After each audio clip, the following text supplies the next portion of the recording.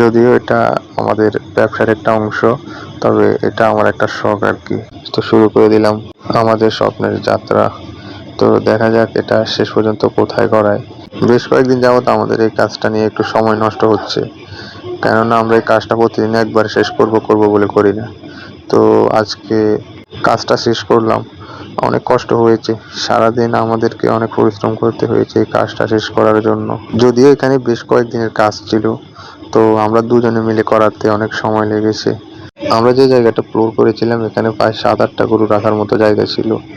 তো এক সাইড করাতে আমাদের একটু সময় বেশি লেগেছে, কেননা এক সাইড করার পর অন্য সাইড দিয়ে গরু ঢোকানো এবং কি বাহির করা যেতে পারে, সেই জন্য কিছুদিন থেমে কাজটা করতে হয়েছে।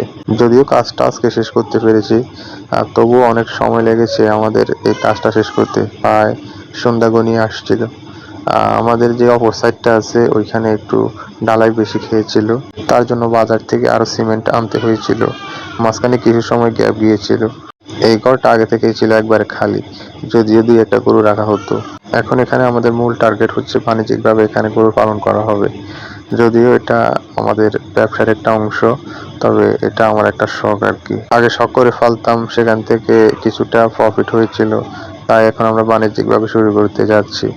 এখানে আমাদের অনেক টাকা ইনভেস্ট করতে হয়েছে এই ঘরে, এবং কি আমরা আরো কিছু গরু নিয়ে আসবো, সেখানে অনেক টাকা ইনভেস্ট করতে হবে। আমার আগে থেকে পরিকল্পনা ছিল যে ঘরটা খালি না রেখে এখানে কিছু একটা করা যায়। তো যেই বাবা সেই কাজ। তো শুরু করে দিলাম আমাদের স্বপ্নের যাত্রা। তো দেখা যাক এটা শেষ পর্যন্ত কোথায় গড়ায়। আমাদের বাড়ির চারপাশে অনেক ধরনের সুযোগ সুবিধা রয়েছে, তো সেই কারণে আমরা এই কাজে নেমেছি। যেমন আমাদের এই ঘরটার পেছনে জমিতে লাগানো রয়েছে অনেক ঘাস, যেটা গরুর খাদ্য হিসেবে ব্যবহার করা হয়। তো আমরা চাইলে 5-10 মিনিটে ওইখান থেকে কেটে আনার পর গরুকে খাওয়াতে পারি।